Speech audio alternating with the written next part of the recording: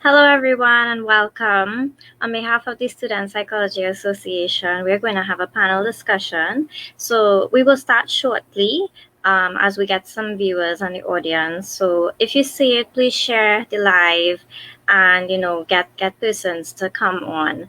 Okay, so we'll start in a few minutes.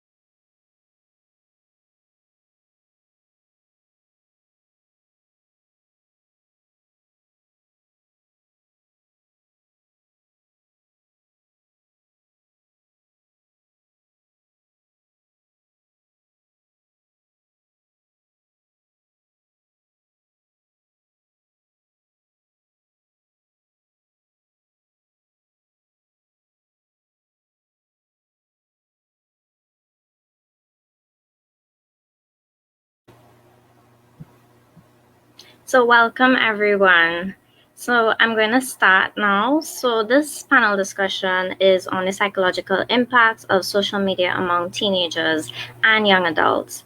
So without further ado, I'm going to introduce myself. I'm the host. My name is Emiliana Bachan. I am an innovative final year psychology special student of the University of the West Indies. I'm also the founder of the Psychological Support and Guidance Enterprise, and I am also the president of the Student Psychology Association.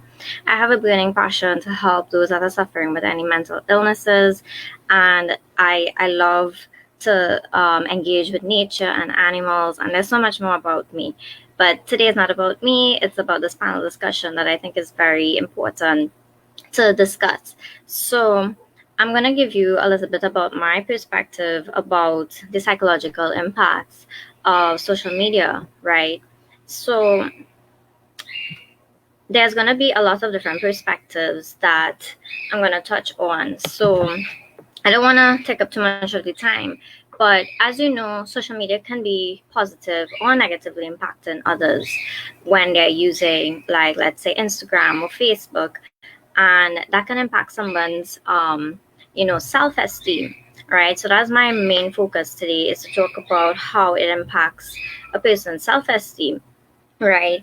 And I want to really touch on how, persons, we tend to always look at, okay, persons that have like a large number of following, or if somebody's popular and all these things, and then they tend to compare themselves, right? And then they feel a different type of way about themselves, and sometimes that could lead to low self-esteem, which we should not be doing, because we have to remember that everybody is unique, right? And everybody has something great to offer, right? You might not have 1,000 point something million followers or whatever have you, to be, who you are, what you want to present, what kind of content that you put out, right?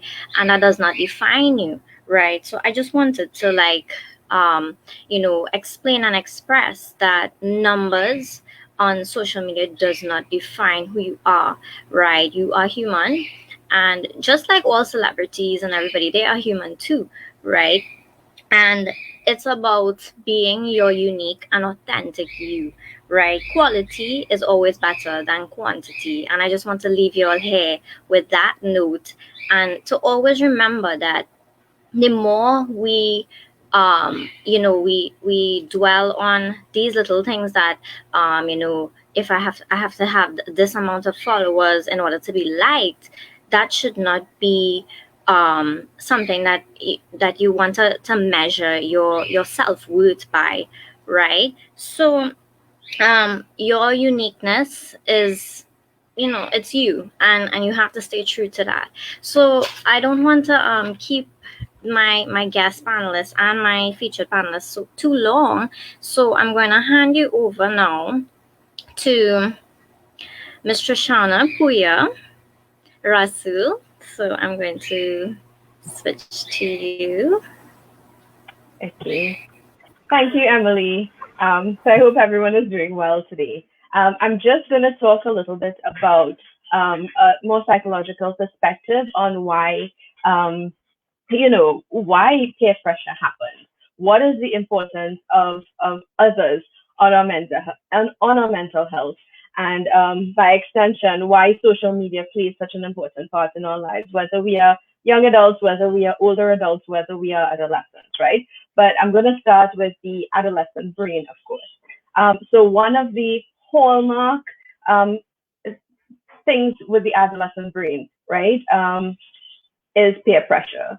Peer pressure is of heightened importance to the adolescent functioning, right? And of course, when we think about peer pressure, we usually associate that with negative behavior, right? With adolescent negative behavior. And when I say adolescent, I mean younger teenager, mid-teenage years, right? We usually also involve, peer pressure usually involves an aspect of risk taking. Whether it is skipping school, whether it is, dating when your parents aren't allowing you to date, whether it is, doing something that might be a little bit, less than savory, vandalism or something like that, right? We associate peer pressure with something quite negative. So I guess the bigger question is, why does peer pressure exist? Because this is the basis of why social media is so important to us, right? That idea that others influence the way we function. So why is social media so important, right? So it starts with adolescence. So during adolescence, the collective becomes quite important. And when I say the collective, I mean the groups that the person is involved in, whether it's your school, your classroom, your friend group, any other activities that you're involved in. So if you do swimming, if you do extra lessons, yes, if you do swimming, if you do extra lessons, then these are groups that you're involved in, and the group identity becomes quite important to the adolescent individual, right? So groups really do have a great impact on designing the social landscape of a young person's life, right? Primarily your friend group as well as your classmates. They play an important part in defining the social landscape of your life, really, right? It's very powerful during that middle adolescent age, those that 14, 15, 16. You find that peers tend to be quite important, right? Others. It's called normative regulation, right? Where the group defines what is normal or we can even put it like this: what are normal rules of engagement, right? So how do you engage with others? How much is too much? How little is too little, right? Who are you supposed to engage in? Are there a group of people who, it's unheard of that you engage with these people, right? Normative regulation. And we see that playing out in society, as much as we don't like to admit it, that idea that we have, and we always say is that, hey, you look like you went SAGs, or you look like you went NAPS or whatever. That is kind of related to normative regulation, right? Because as much as we don't like to admit it, the adolescent environment that we grew up in has an impact on the way we learn to engage with others, right? So the way we learn to interact with, as I said, the rules of engagement. And we play that out in early adulthood when we leave high school, because we've learned it so well in high school that we play it out when we leave high school, right? So we've learned those rules of engagement. We've learned what we should and shouldn't do. And other people, if they're astute enough, they can recognize that, right? And of course, there are certain traits associated with certain schools for whatever reason. I mean, a lot of it is vast overgeneralizing, but um, the fact of the matter is normative regulation does play a part in how we see ourselves and how we see ourselves in society, right? So individually now, so that is the societal, the foundation of it. Individually, um, you know, we are all different. We all have different susceptibility to peer pressure, right?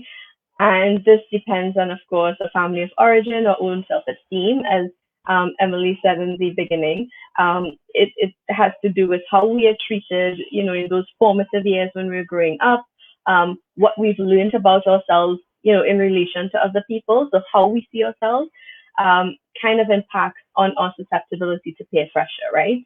And the idea is a lot of young adolescents have this idea that I need to alter myself to fit in based on the rules of engagement, based on the normative regulation that exists in the groups that I exist in, right? The other reason why someone might be more susceptible to peer pressure is that, in those those mid-adolescent years, we are becoming a bit more independent from our parents emotionally, right? We're learning that we are an individual. We are separate from our family. We're separate from our parents, and there is this kind of overcorrection that happens a lot of the time when in our teenage years, and it's quite normal when we realize that we've been living under these rules and regulations for all these years, and now we are these rules and regulations set out by our parents for all these years, but then I'm realizing that I'm an individual, I'm a separate person, right? So we are becoming emotionally autonomous from our parents, but we might not be emotionally ready or emotionally mature enough to be emotionally independent. So while we're becoming autonomous from our parents in those early adolescent years, we don't have the skills to be emotionally independent. So relying on peers for emotional safety, right? So I rely on them to kind of tell me what I think about myself, rely on them to tell me what should be normal is kind of normal, right? So it's kind of like a way station between, relying totally on my parents and becoming completely emotionally autonomous, which, I mean, for the average person by 18, they would have achieved that emotional autonomy, right? So peer pressure becomes important because it's that middle ground between becoming completely independent and becoming, and relying on parents, right? So around puberty, the social the social information that we've gathered about people, about ourselves, based on society, based on our own need for emotional autonomy, kind of becomes restructured. So there's a whole restructuring of ourselves and of society that happens around puberty, and then coming with that is more awareness and more attention of the opinion of others, particularly our peers. So I'm more aware, I'm more attentive to what my peers think, right? They've created a social norm, and now I am likely to adjust myself in order to exist in that social norm, right? Um, Now, what the research has shown is that the resistance to peer pressure increases as we get older. So after we pass that, initial puberty, 13, 14 age, our ability to resist that peer pressure vastly increases, right? So we're able to say, okay, this is what everybody else wants, but this is not what I want. That's why I said by the time I'm 18, I'm able to be emotionally autonomous. Okay. Another reason why, by let's say 18, 19, things get quite different is because, you get better at creating boundaries. You get better at recognizing, okay, focusing on internally and saying, okay, what do I want? What do I feel comfortable with? And what can I set boundaries? What can I say no to? Or what can I set limits to in my life, right? So I might, limit the amount of social media I intake because I recognize that I don't feel good when I see social media, when I see, these perfect images on social media, right? So that's the social, that's the personal. So So if we were to look at what is the biological thing that's happening with adolescents now, there are reward centers in our brain, right? And the reward center gets activated when we get rewarded with something. So one of the rewards that we might receive on social media is a like, right? Or a positive comment or whatever, or a heart, something. We receive those on social media. Now, the reward centers in the adolescent brain gets more activated. It's more activatable in the adolescent brain, right? So therefore, if the reward centers in the adolescent brain, which has to do with, dopamine and serotonin and all of those chemicals in your brain that regulate your mood, if the reward centers are more activated in the adolescent brain by these likes on social media, what am I more likely to do? I'm more likely to post things that will gain likes, right? I'm more likely to feel defeated now if the thing that I post doesn't get as much likes as the one that I posted yesterday or the day before that, or the status that I posted, that kind of thing, right? So the reward centers tend to be more activatable in the adolescent brain than in the adult brain, and then even in the pre-adolescent brain, right? Now this becomes a little bit more stressful, or it poses a lot more problems during COVID, right? Because if we think about reward centers in the brain, and if we think about the social construct, the individual, the biological, now COVID is thrown into that. Now I'm not getting rewarded by going out with my friends and having a good time anymore. My rewards are typically social media now, because this is how I interact now, right? So increased stress, it might be increased loneliness, increased reliance on social media for those rewards. And of course, we know how social media is very fickle. Um, so yeah, I am not, yeah, sorry, I'm seeing that the feed might be sticking a little bit. I hope it regulates itself as we go along. So yes, so COVID increases stress, increased loneliness, and that increased need for reward means that us, even us adults, are more likely to rely on social media for that social interaction, right? And of course, when we're not getting it in the way we're getting it, when our reward systems aren't being satisfied, then, things like depression, things like anxiety, things like sleep deprivation comes up, right? So I want to move on a little bit on. So I've told you all of the bad news and all of the why these things happen. So I think we need to look at, just some two tips. I'm going to spend like 2 minutes on tips for teenagers.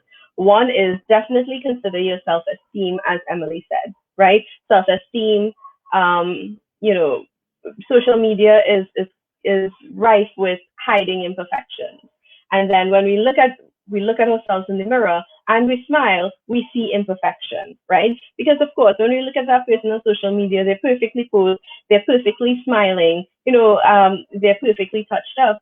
And when we smile, we don't look like that, right? And I mean, the reality is when they smile, they don't look like that either, right? So there needs to be some separation of what is a social media appearance versus what is an actual person, because we have to do that kind of separation, right?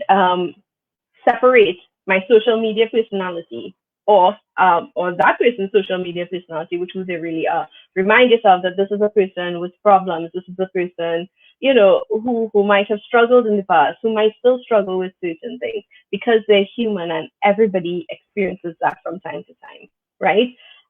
So trust people, not pictures. Listen to people when they talk to you about their lives, about their problems, because that's a truer representation of people, truer than what society shows you, right?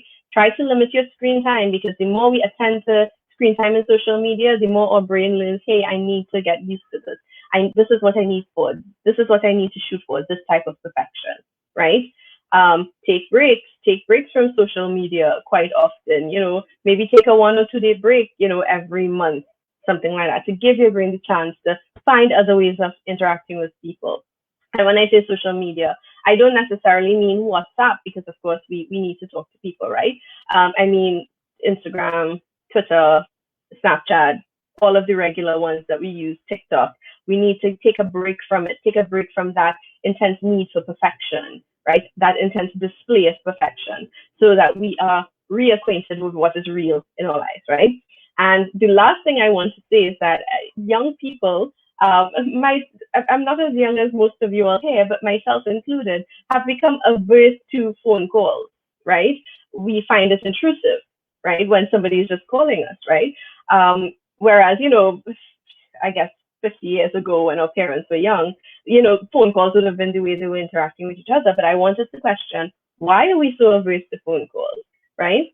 A phone call is more real than a text or a WhatsApp because now we can hear inflection, we can hear tone, we can hear, emphasis on certain things. It's a personal thing. But we've become so averse to phone calls that if somebody's calling us, it feels intrusive. But on the other side of things, a lot of people feel very lonely, right? So I don't want people I don't want to let people in. So I don't want you to call me. But on the other side, I'm feeling lonely. Isn't that a kind of a catch-22 there? So how are you supposed to not feel lonely if you don't let people in, right? So I want you to reconsider this idea that I'm so averse to phone calls. It's intrusive. There's something fundamentally wrong with somebody who would just pick up the phone and call me and not WhatsApp me. But what that person is trying to do is create personal interaction, which is more impactful than taking up your phone and looking at social media, or looking at pictures of that person, because what you're looking at is the perfected form of that person. Versus when you talk to them, when you're able to hear their tone, you're able to hear that person, right? So yeah, that's what I have to say for now. So thank you, Emily, for having me. Um, and I think the other person will come up next. Yeah, Thank you so much for that, of Ms. course. Trishsanna.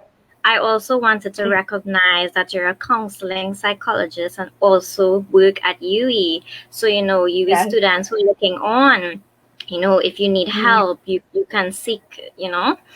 So yeah, thank you very much for giving us that of and course. sharing that, because I think it's very important that, we understand that, social media is just, it's not the true you. It's really, most persons, they look at it and it's like it's not the actual what you see in real life, like what human is, right? And you have Hmm. to understand that you can't compare yourself. And I feel like I want to stress that and emphasize that so much, that don't look at others and be like, oh well, I have to be this way, else I'm not good enough or I don't fit in. And as you say, like you Yeah, touched on peer pressure and, social conformity and all of these things that, yeah. especially young students, we see like Hmm. teenagers most likely are more susceptible to doing it because they think, oh, okay, my friend is doing this, so I have to do this Yeah, in order to be accepted. But that's yes, not true. You don't have to do that, right? You can just be you, yeah, right? of So thank course. you very much Yes, for sharing that. I truly of appreciate course. that you came today to speak about that topic. So next, I'm gonna have a representative from IGDS, and she's gonna give a perspective on the gender bias issues that are seen on social media. So welcome, Ms. Samantha Samlal. Thank you.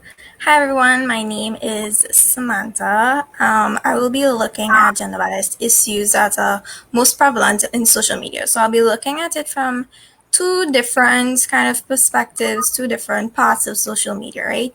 So we're going to start off with the more younger generation.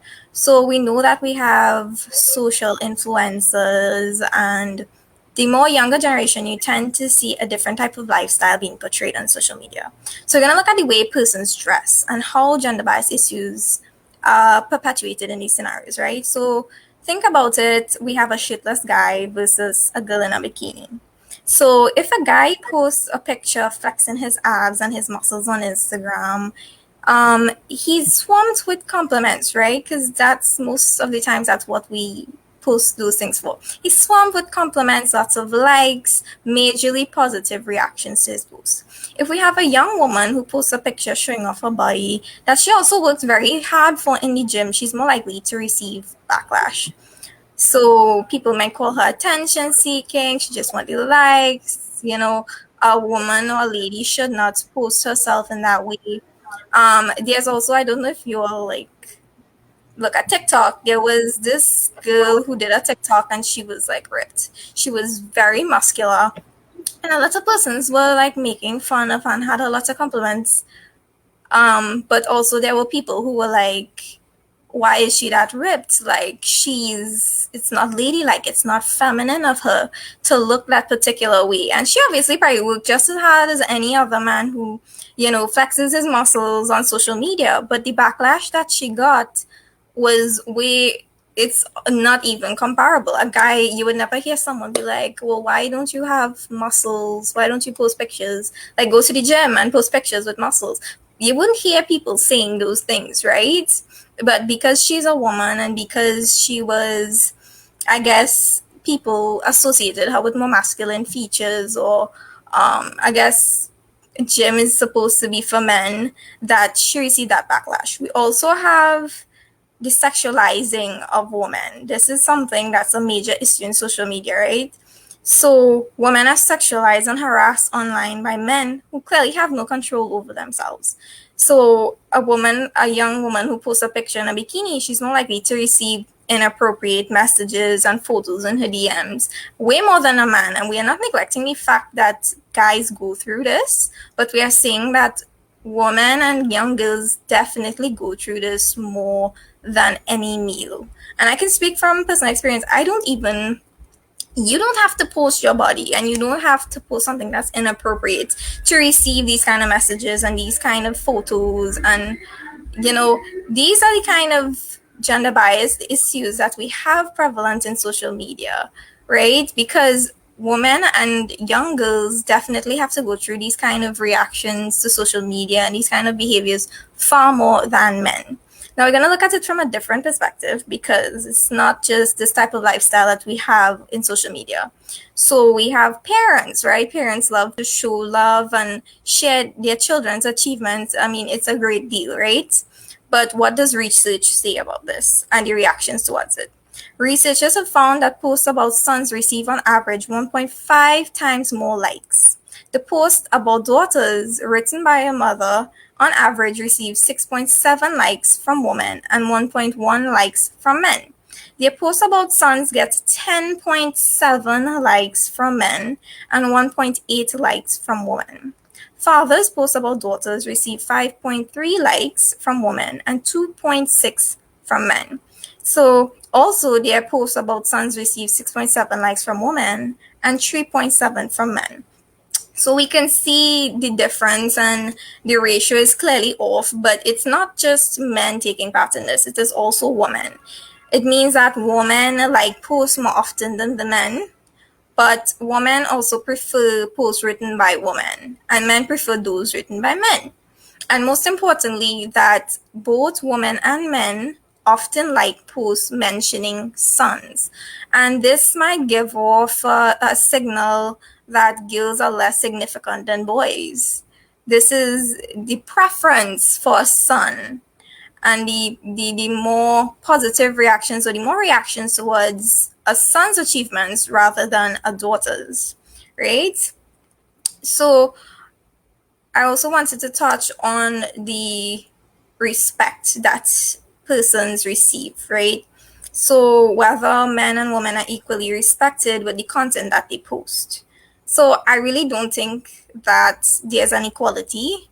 For example, the fact that a woman who posts breastfeeding pictures are flagged for crossing social media community guidelines because it's inappropriate, apparently. This is a reflection of a larger issue that occurs in our everyday lives. Women are not able to comfortably breastfeed in public. It's a taboo thing to do. I don't think I've ever seen that in Trinidad.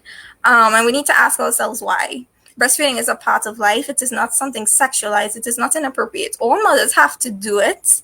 And it is not done for the attention of men or to attract men. But because we live in such a patriarchal society, they're going to be like, oh, well, she probably just pop out her breasts, because no, this woman is literally just feeding her child. She's doing her duty as a mother, but yet we sexualize this situation. It's like, you're going to attract men. Men are going to feel inappropriate. They're going to feel urged. And this really is one of the major issues I find in social media that are perpetuated in real life. And there's like a strong link to it, because, I mean, like you all said, social media is not real life. but it can perpetuate and reproduce everyday issues that we face as women and as young girls. For instance, with body shaming, that's like something that's a very big issue, especially around for young women and young females, because there's pressure put on young women to look a particular way, right? But you don't really find that pressure. I'm not saying that it does not exist, it does exist, but the ratio, it's really far off for women versus men and young girls versus young men. So, for example, if a young male, like we said, he posts a shitless picture, right? But let's say this person is not someone that has the aesthetic body or like the most ideal body. You know, he doesn't have the perfect gym body. He posts a picture, he might have a little stomach fat. And a young woman who posts a picture, she might have a little stomach fat, which is completely normal. But our reactions towards the young female, you know, compared to the young man, it's like, oh, it's normal, like he's a guy. But if a girl posts a picture in her bikini and she has a little tummy, we tend to just really ridicule persons and make them feel bad about themselves. The negative responses to young women versus the young man, it's very incomparable.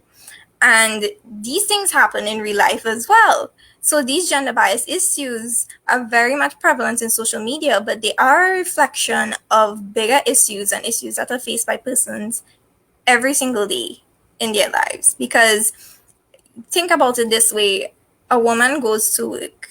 She most likely has a male manager, CEO, supervisor, whatever. She had to deal with that inequality in her work. Then she goes home. Maybe her parents prefers her brother more than her. She says, okay, let me go on Instagram, let me go on social media. She's also facing that same inequality, that same preference towards men and male.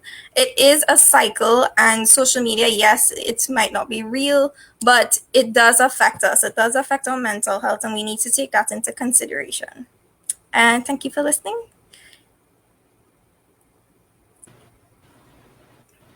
Okay, so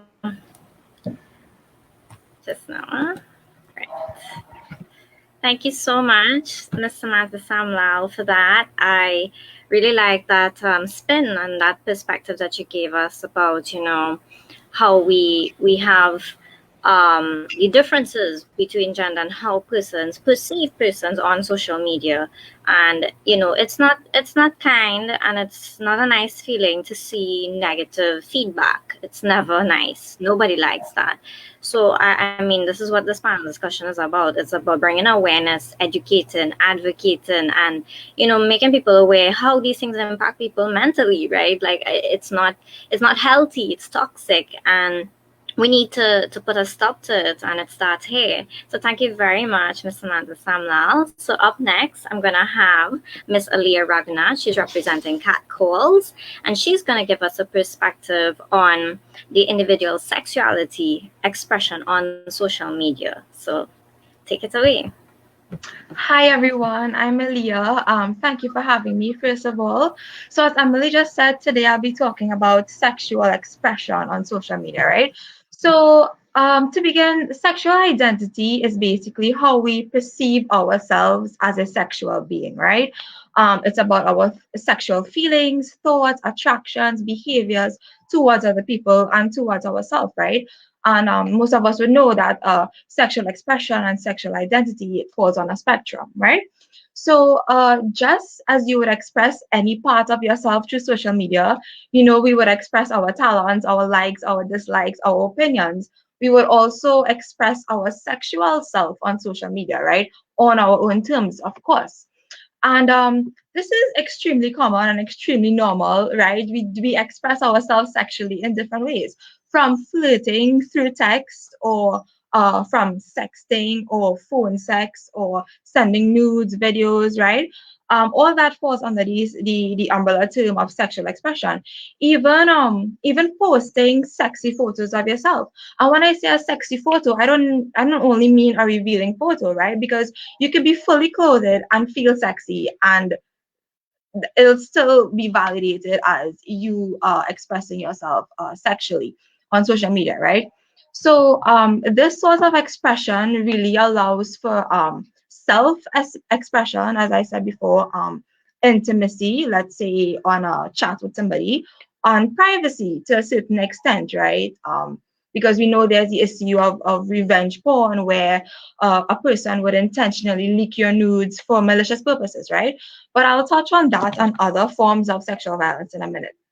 But um, this form of sexual expression on social media is even increased now because of the pandemic, right? Right now, online dating or cyber sex is at a, on us is at an all-time high because for most of us, this is the only option, right? And because of how we're home and everything. And when I say online dating, I don't only mean through online dating apps, right? Because when you think about it, a lot of us meet people and start a romantic relationship or start a sexual relationship via social media, like sliding in the DMs and all that, right? So all that would be considered online dating. All that would be considered sexual expression, right? So it's something that all of us are familiar with, have experienced at a certain degree, right? So, unfortunately, when there is sex and sexuality, there's always the issue of sexual violence and sexual harassment. And it's no different when it comes to the online world, right? For example, I think we're all familiar with cyber flashing or receiving unsolicited sexually explicit photos, typically of genitalia without your consent, right? I think we all know, we may have all experienced that to some extent or the other, right?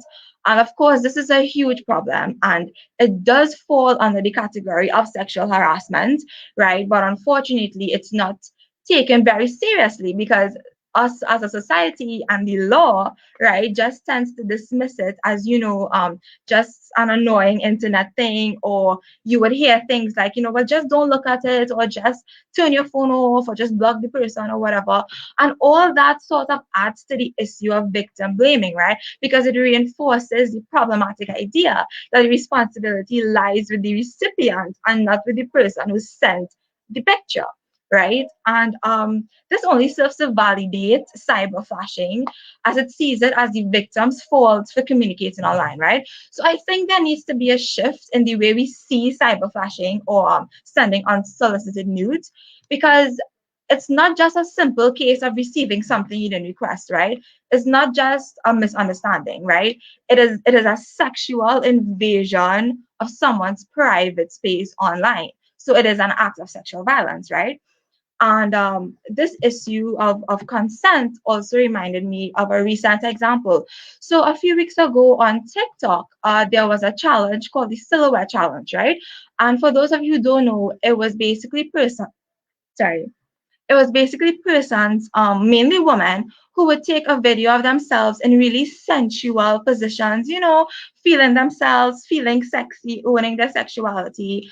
And it was done using a red filter. So you would only see the outline of the person's body, right? It would literally show up like a shadow, like a silhouette, right? So this was one trendy way that persons were sexually expressing themselves on social media.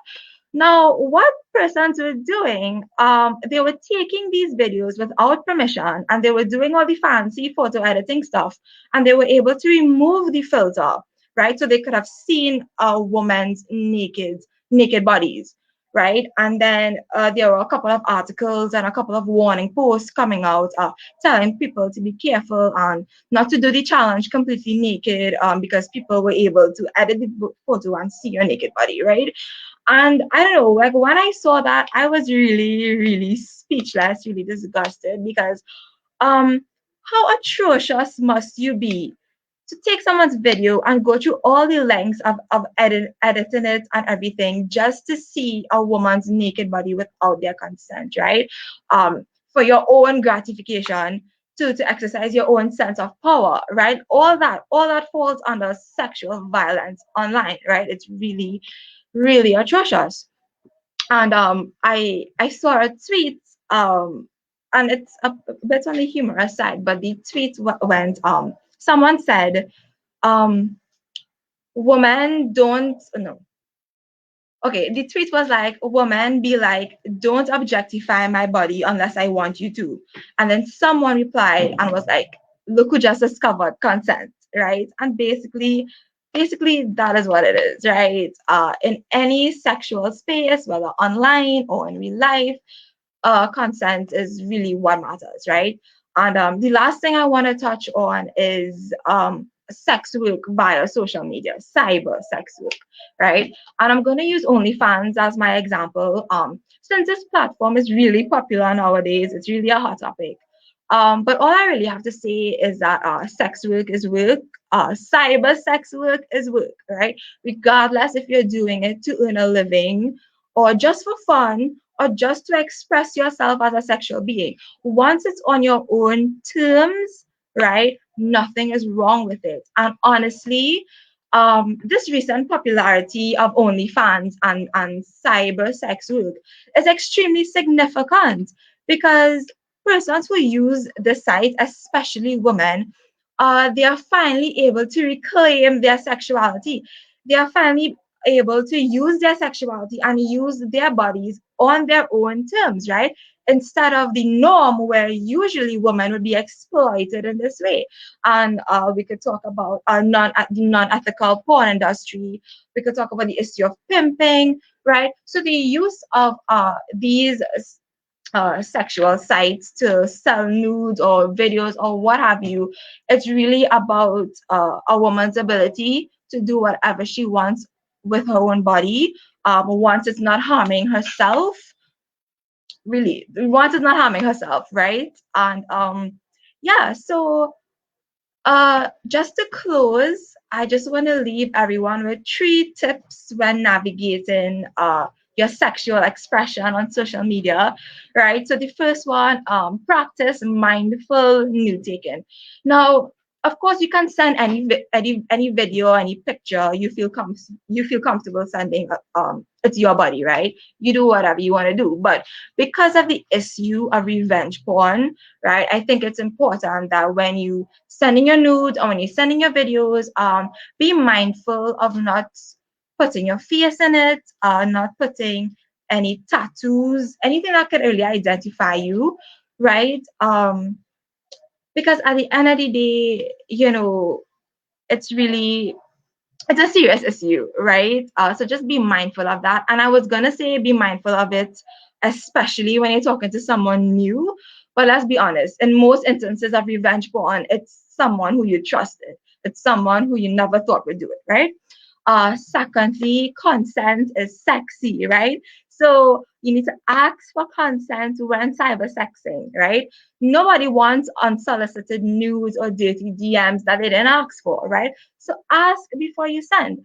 And even during the actual acts, like during sexting or during phone sex or during uh like over camera of the video stuff or whatever, check in with the person, check in with your partner, right? Ask things like, are you into this? Or can I tell you what I want to do to you? Ask. Because at the end of the day, the goal is to have everyone feel comfortable and feel safe and have fun and feel sexy, right?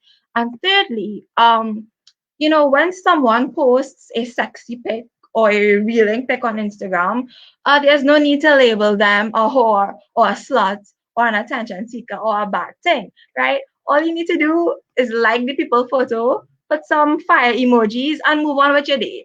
Because at the end of the day, they look good and they feel good, and that's all that matters. So yeah, that's all I have for today. Thank you all for listening.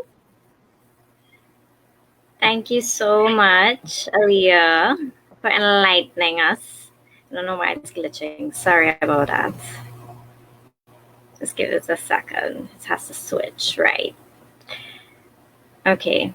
Yes. So thank you very, very much for giving that perspective on sexuality expression, because I feel that's so important that women especially know that it's okay to do these things, but at the same time, the tips that you shared are very, very important to keep in mind, because it is a problem, and people would tend to label you, and they would do all kind of nasty things that we don't want to keep happening and stuff like that. So thank you very much for sharing that. So up next, we're going to have Miss Mia Nixon representing Pride, and she's going to give a perspective about the prevalence of discrimination against the LGBTQIA community with respect to seeing it on social media. So give us a warm welcome. Let me just switch you.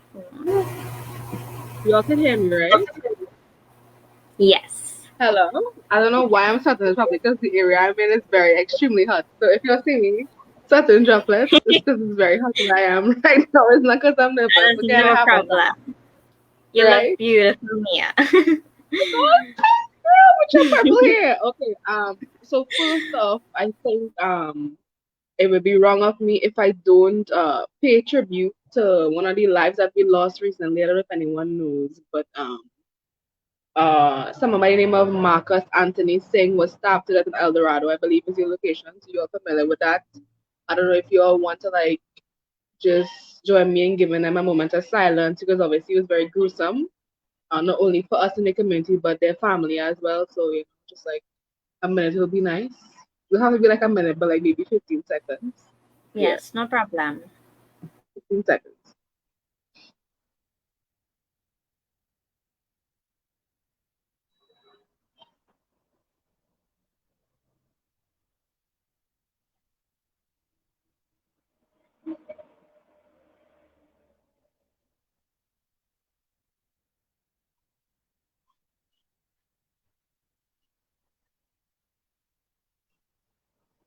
Thank you all so much for being with me.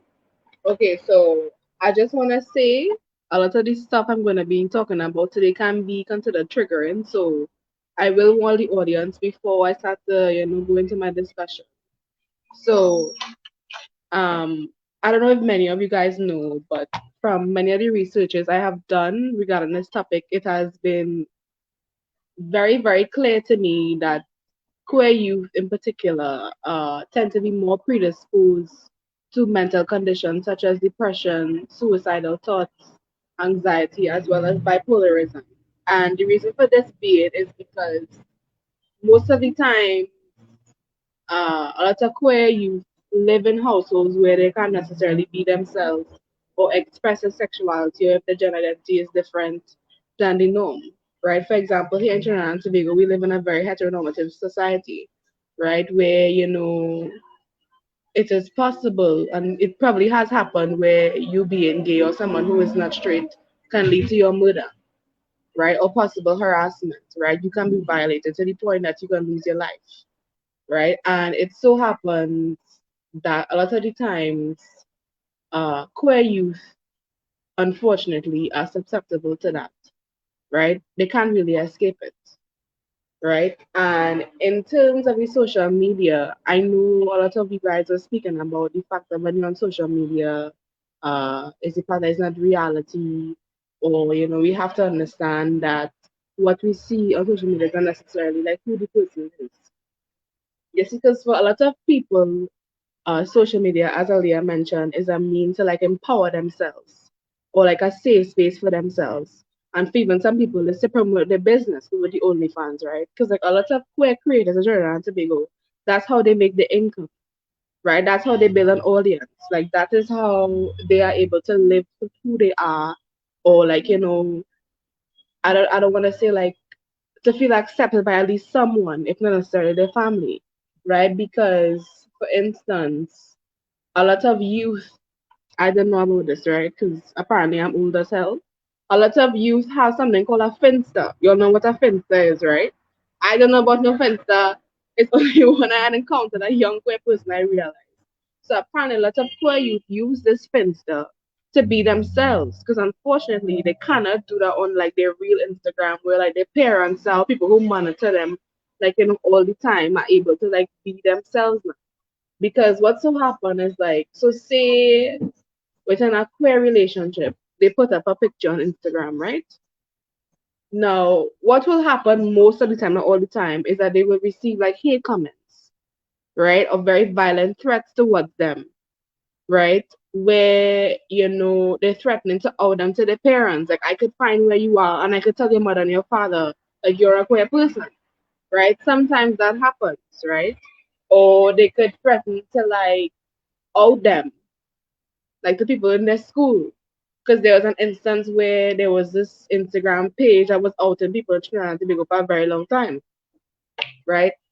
And in terms of the discrimination, oftentimes queer kids face that more than cis heterosexual ones, right? Because they have an added layer of being queer, no matter their identity, as well as the fact that they live in a society where they know it potentially could harm them, as well as the fact that the emotional support that they will get is not always, something that is banked on, right? It's like basically a survival instinct where it's either you hide who you are and just like take the discrimination, or like you stand up and fight for yourself and demand justice and like potentially risk getting harmed, right? And one of the psychological impacts I would like to mention is self-esteem, right? Because even though I mentioned negative parts there, I want to come back to the positive, right? Because like when I was speaking about the businesses, right, or like the queer creators who like go on makeup or like dresses or something like that, drag queens in particular, they tend to feel empowered when they post on social media, right? Because sadly, in the life of a queer person, we kind of expect people are gonna leave hate comments, and that's the honest truth. So it's like I don't want to say we get numb to it by now, but there is a level of just saying it is what it is, right? Which is sad because it's not supposed to be like that. But we use this few to kind of like keep us pushing forward because it's this vicious cycle that we have to continuously show like the younger generation that it's okay to be queer as well. Because even though there is like this propaganda out there, there's an agenda and that like, this is wrong, you can go to hell for this, or the fact that, there's no laws protecting us as well. So say something were to happen to like, I'll use Aaliyah in this example, and she had a partner, she posted up, right? And she wanted to report this discrimination. She has no one to go to, right? Because queer people are saddened and protected by the law in Trinidad and Tobago, right? So she basically has to stay where she is and potentially forget about it. Like she has to ignore it, right? Sadly, that's the case of many queer people where they become victims of discrimination, no matter if it's online or in the real world, and they cannot report it because there is no legislation in place to protect them, right? This is why oftentimes queer persons have very troubled relationships with the police, or like persons who I don't want to say are trying to help them out because they oftentimes are exploited, right? And this often lends into the vicious cycle of like anxiety, depression, once again, the suicidal thoughts, the low self-esteem, the feelings of unworthiness. And this is when they tend to be susceptible to like, bad crowds, or they go and they become like sex workers, the persons who necessarily like have their best interests at heart, and they can fall prey to like predators as well, and it's just like a very vicious cycle, right? Wow, this is getting very sad. I apologize. But it really is a very tough discussion because I feel like a lot of people they fail to realize how detrimental discrimination can be to people, right? Because they thinking they're just typing words on like their phone, like I could say you a faggot, that's not that serious. When in reality, that could be detrimental for someone, especially like a queer kid who lives in a home where they know for sure if they were to come out, they could die. or they could potentially become homeless, right? Trans kids in particular are very, very vulnerable in Trinidad and Tobago, right? That is why it is important that we have organizations such as like KAISU, or like the Self-Esteem Foundation, the Trans Coalition, Pride UE, Pride TT, and many other Caribbean organizations that protect them and give them proper guidance, because sadly, if they don't get it, they will become another statistic where they commit suicide, where they have to go on antidepressants, where they have to go and get rehabilitated, where their guardian, who's like their adoptive mother, right, has to go and look for money to take care of them. Because oftentimes, trans women in Trinidad and Tobago are the mothers for many queer youth that are homeless, right? And when they have, like, let me say 5 to 6, maybe more kids in a house taking care of them, right? How are they to feed them when this continues to happen? You know, so yeah, I will just I will just end, because I was going to talk about like a lot of stuff, because I have 5 pages worth of information. Wow. I just, yeah, I could go whole day now. All right, Yes, yes. big Capricorn energy over here. I appreciate that, Mia. I just want to highlight the Silverline Foundation in particular, because they do great work when it comes to cyberbullying and online discrimination, particularly against queer youth. And I know that highlight them because they do workshops as well, where they go to schools and they speak to kids, Yeah. as we should be doing in this country, about sexuality, gender, and like a bunch of just brilliant stuff. So I just want to highlight them. And once again, thank you all for having me. You all slayed it. Good job, Queens. Thank you so much for the good work that you do. And It's like, no as problem. always, Thank you fight very the much, power, Mia. okay? Yes. Okay. So, thank you very much, Mia. Please stay tuned still. Don't go just yet. So we have our last panelist, Miss Reseda Ramkhelawan. She's representing Psychi, and she's going to give us a perspective about body shaming that is seen on social media. So I warmly welcome you. Hi everyone. Can you all hear me? Yes. Thank you. Okay, well, my name is Reseda, and like Emily said, I'll be talking about body shaming via social media. Now, it goes without saying that social media has romanticized a fixed standard of beauty and supposedly ideal body figures. Body shaming is more or less where persons who don't uphold these standards or fit into this mold are considered as lazy, unproductive, or they are viciously labeled as undesirable. If we have to look at this aspect of social media under a psychological lens, we can look to Maslow's hierarchical needs, and for those who don't know, the youth are basically more susceptible to conditions which will yield a sense of belonging and satisfaction that will boost their self-esteem. Now, this means that the youth today, they will seek out gratification from others via social media to feel a sense of social connectiveness, and we've seen it.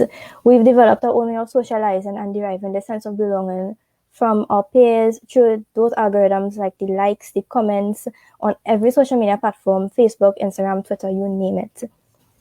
However, the question is, what happens to those who don't get a certain amount of likes, but they get more negative comments? Emily had spoken about one's self-esteem in relation to social media, and for those who have been shaken by idealized beauty and body standards, these insecurities are targeted and publicly broadcasted by persons who lack sensitivity and compassion.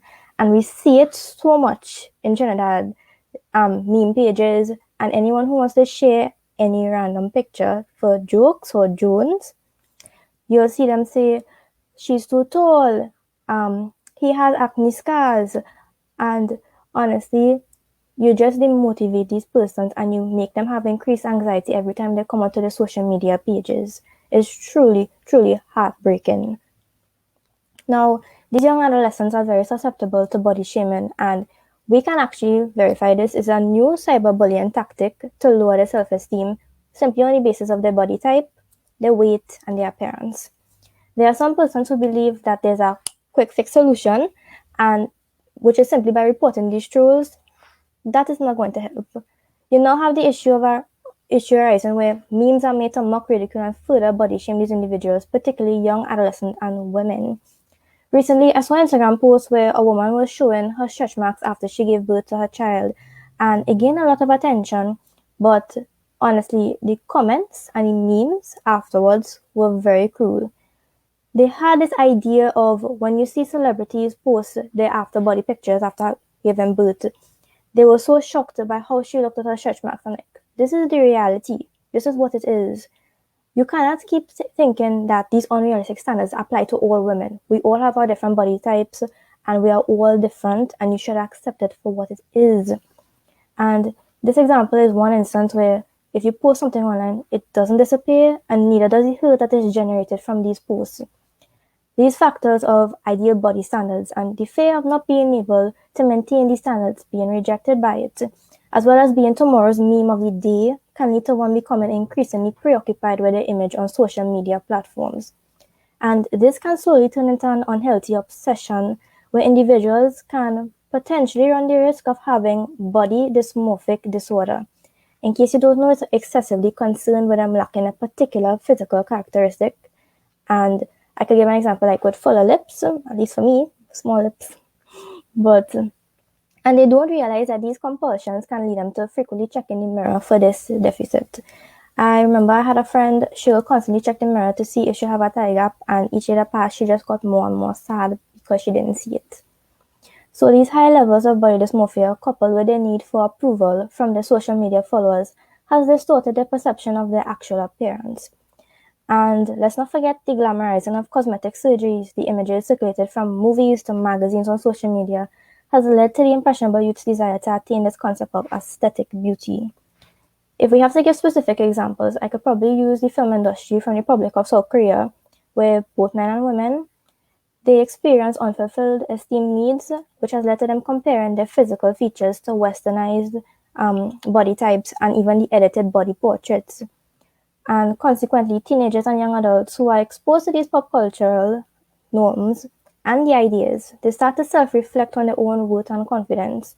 As a result, they will start to experience feelings of shame and disgust towards their own bodies, and may start to take extreme measures to fulfill what Maslow would identify as their perceived personal value. Some extreme measures taken may include skipping meals, taking weight loss medication, inducing nausea, what we know to be bulimia nervosa, seeking numerous cosmetic procedures, and in some cases where it is too much for them, they may even contemplate suicide.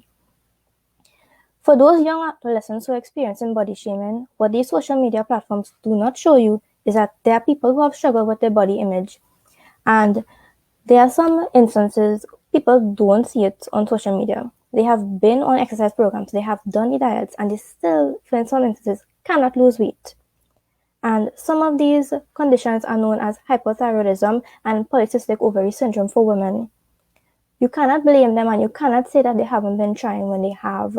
Social media paints a false image, and based on the algorithm for social media platforms, based on content that has a higher social engagement rate, such as what the models will be posting, those are the ones that gain more attention. But the ones with regular people like you and me, you don't see it as much. But yet, you still might find those gems where they are unashamed of their bodies, they embrace who they are, and they will still post it in spite of the negative reviews.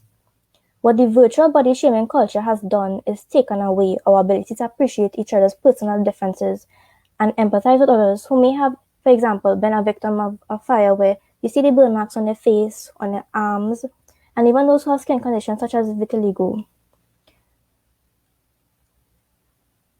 Now, there's something that has been brought to my attention, and I really need to address it.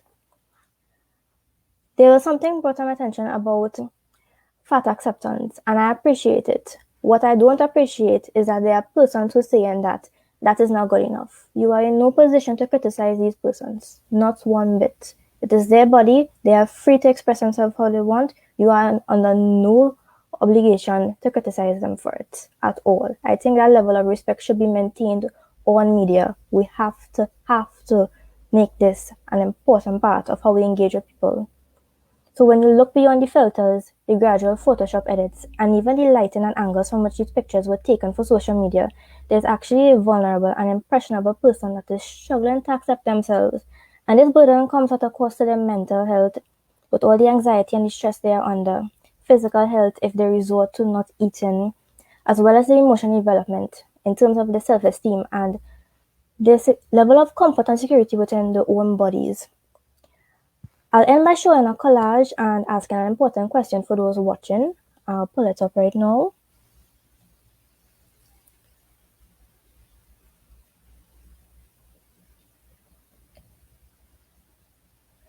See.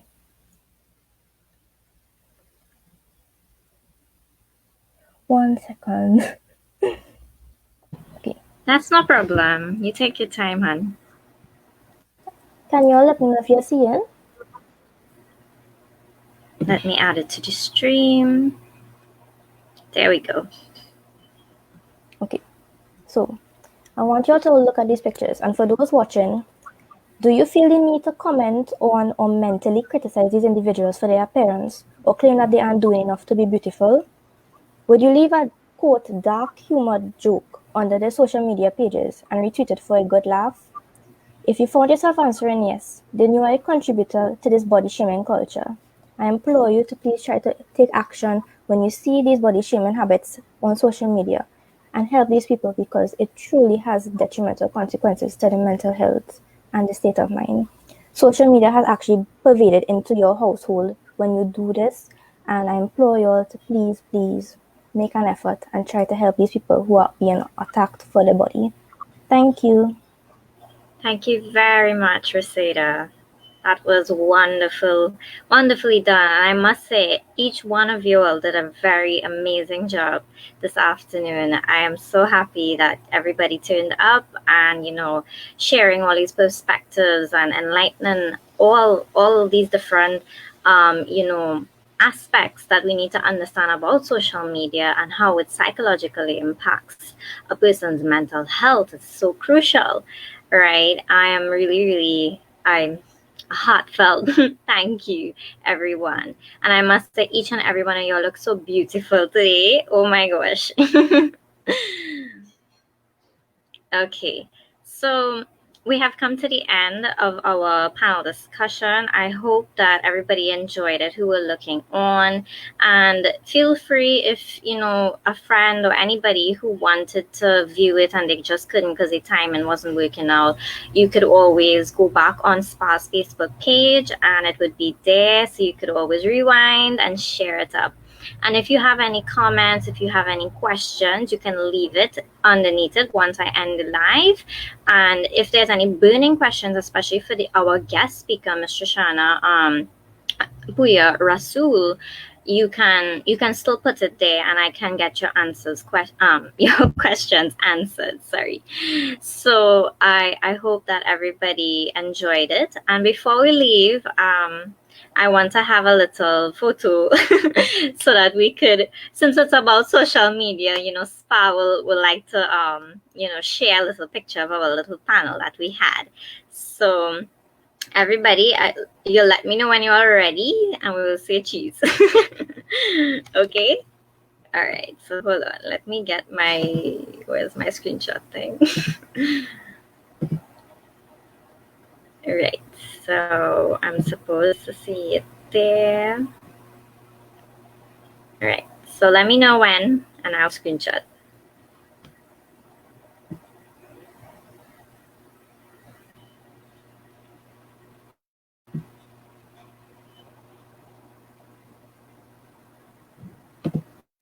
I'm not so sure if you guys could unmute now.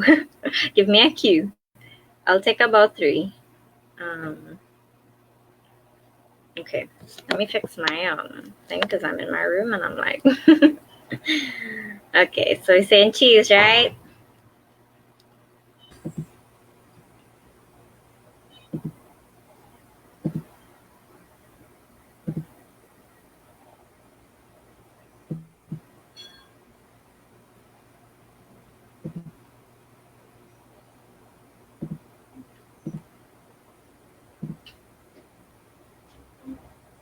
We got you. Okay, I think I got it. Did you get I through? got it. Yes. I have been It's not like that was thinking all of the glass in my head. I was trying to okay. All right. So thank you very much, you guys, for coming out today. And do have a good afternoon, and keep sharing that positive light to anybody that you know, and just let's be kind to one another. We're in a very hard time during COVID, and I mean, social media is the only way we could interact right now instead of real life, and I feel that it's so important to just be more embracing of others than discriminating and sending all this hate and negative vibe. So let's continue to spread that love, and I am so happy that we did this, and thank you so much, guys. So bye.